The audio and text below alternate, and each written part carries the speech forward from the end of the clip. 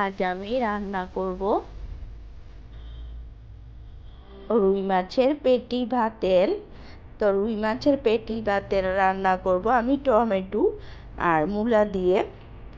তো জানি না আপনারা কখনো খেয়েছেন কি না, না খেয়ে থাকলে একবার ট্রাই করে দেখতে পারেন। এতটাই সুস্বাদু আর মজাদার হয়ে থাকে এই রেসিপিটা। একবার যদি ফলো করে এভাবে তৈরি করেন তাহলে দেখবেন কতটা সুস্বাদু, পরিবারের সবাই প্রশংসা পাবেন। এভাবে একবার রান্না করে খেয়ে দেখবেন। অনেকে তো অনেকভাবেই রান্না করে খান। আজ আমি কিভাবে রান্না করতেছি সেটা একবার দেখেন। তো আসসালামু আলাইকুম, যে যেখান থেকে আমার ভিডিও দেখতেছেন, আশা করি সবাই ভালো আছেন, সুস্থ আছেন। আল্লাহর রহমতে সবার জন্য অনেক অনেক দোয়া ও ভালোবাসা।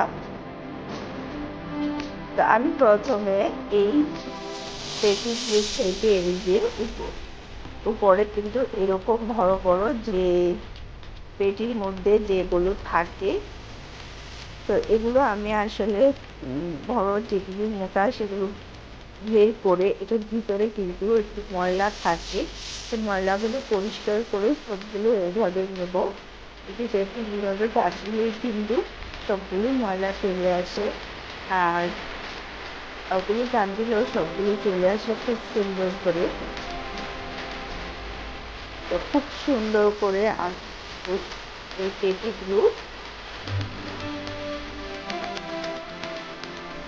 বেছে নিচ্ছি। এই মাছের ডালগুলো খুব সুন্দর করে পরিষ্কার করে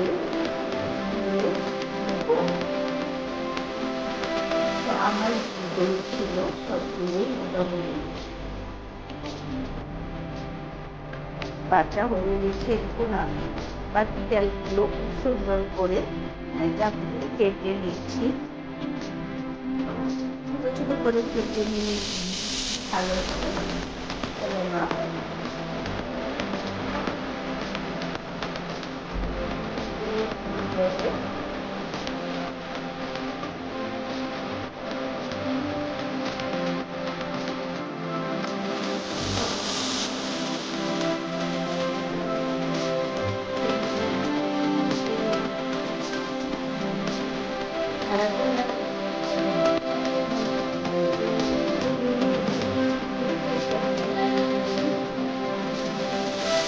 ভিডিওতে অনেকেই লাইক দেয় না, আবার অনেকে দেয়।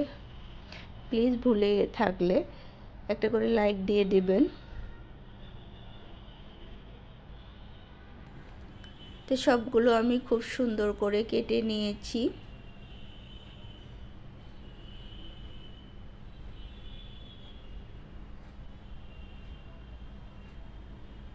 তো এখন চলে আসলাম চুলায়, আমি একটা কড়াই বসিয়ে দিলাম। তো কড়াইতে আমি পরিমাণ মতো এখন তেল দিয়ে দেব। এইখানে কিন্তু পেটির মধ্যে অনেক তেল আছে, তাই অল্প তেল দিলেই কিন্তু চলবে, বেশি তেল কিন্তু লাগবে না। তো তেলটা গরম হওয়ার পর আমি পেঁয়াজ কুচি দিয়ে দিলাম। পেঁয়াজ কুচিগুলো একটু ভেজে নেব। তো পেঁয়াজ কুচিগুলো আমি একটু ভেজে নিয়ে এখানে একটু পানি দিয়ে দিলাম। পানি দিয়ে এখন আমি এখানে মশলা অ্যাড করব। এটা হচ্ছে হলুদের ফাঁকি। তো আসলে গরমে কিন্তু বেশি মশলাটা না খাওয়াই ভালো। খুব কম মশলা দিয়ে রেসিপিগুলো তৈরি করলেই কিন্তু খেতে খুব ভালো লাগে গরমে কিন্তু।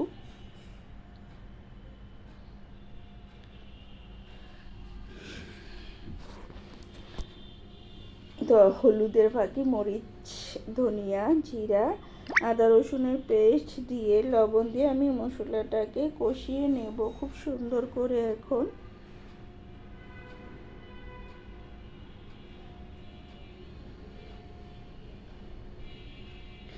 এখন আমি ভালো করে মশলাটা কষিয়ে নেব।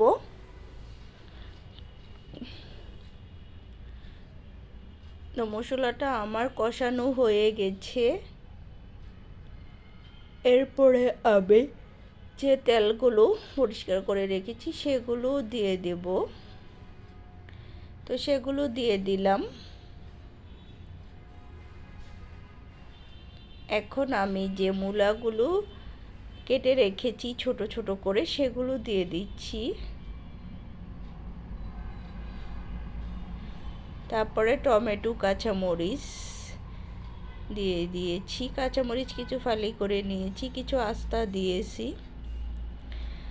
এরপরে আমি ভালো করে নেড়ে চেড়ে মশলার সাথে খুব সুন্দর করে কিছুক্ষণ কষিয়ে নেব।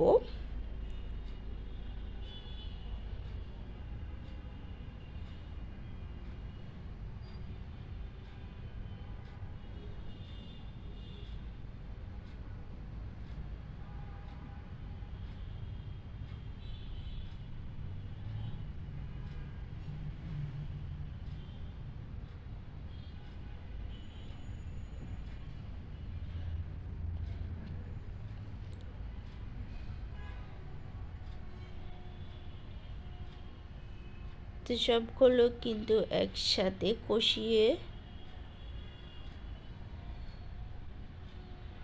নিচ্ছি।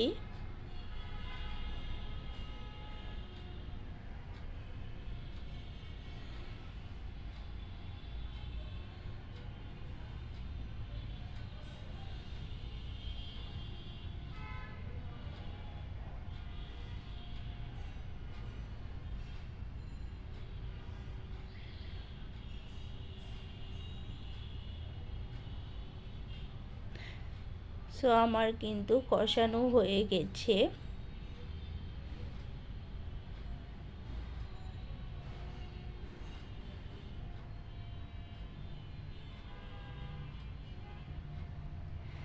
দেখা যায় এখানে আর কিন্তু পানি অ্যাড করতে হবে না।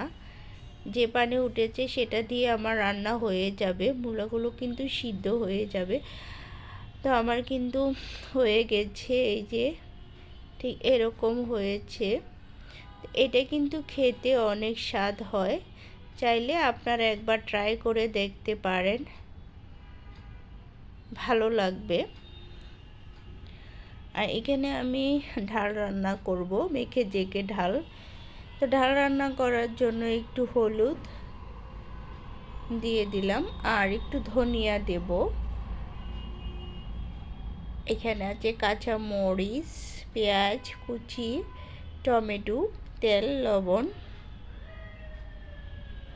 ঢালও কিন্তু এত মশলা প্রয়োজন হয় না।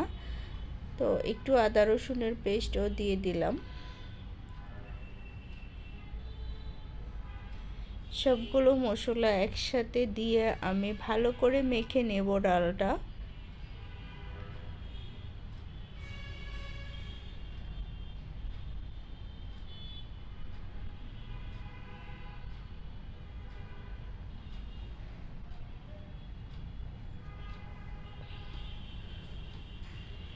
সো আমি এখানে পেঁয়াজ কুচিও দিয়ে দিচ্ছি, মরিচ ফালি করে দিয়ে দিয়েছি।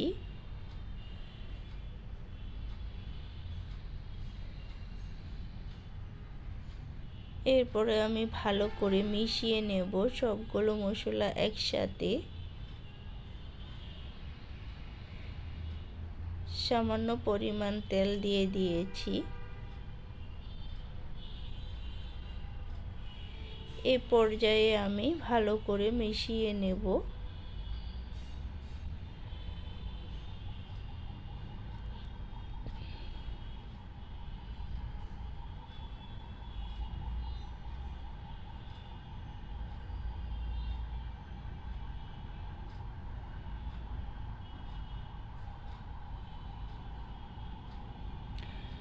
এই পর্যায়ে মেশানো হয়ে গেছে। এরপরে আমি পানি দিয়ে চুলায় বসিয়ে দেব। সো আমি পানি দেওয়া শেষ হয়ে গেছে। এখন আমি চুলায় চলে এসেছি, চুলায় বসিয়ে দিলাম। এখন চুলাটা ধরিয়ে দিয়ে কিছুক্ষণ রান্না করে নেব, তারপরে হয়ে যাবে। এই ডালটা কিন্তু রান্না করতে খুব সহজ, খুব অল্প সময়ে ডাল রান্না হয়ে যায়। আর আমরা কিন্তু সবাই ডাল রান্না করতে পারি। তবে কিন্তু এক একজন এক এক টাইপ করে রান্না করে। তো আমি কিন্তু এভাবেও রান্না করি, অন্যভাবেও রান্না করি, এক এক সময় এক একভাবে রান্না করি। যখন যেটা মনে চায় সেভাবেই রান্না করে থাকি। তো আজকে যা যা আমি রান্না করেছি, মূলা দিয়ে যে মাছের তেল রান্না করেছি, ডাল রান্না করেছি, পাবদা মাছ দিয়ে লতি রান্না করেছি, লতি আর আলু একসাথে দিয়ে রান্না করেছি। তো আমার আজ ছিল এটাই ছিল আমাদের আজকের আয়োজন খাবারের দুপুরের। তো সবাই ভালো থাকবেন, সুস্থ থাকবেন। আল্লাহ হাফেজ।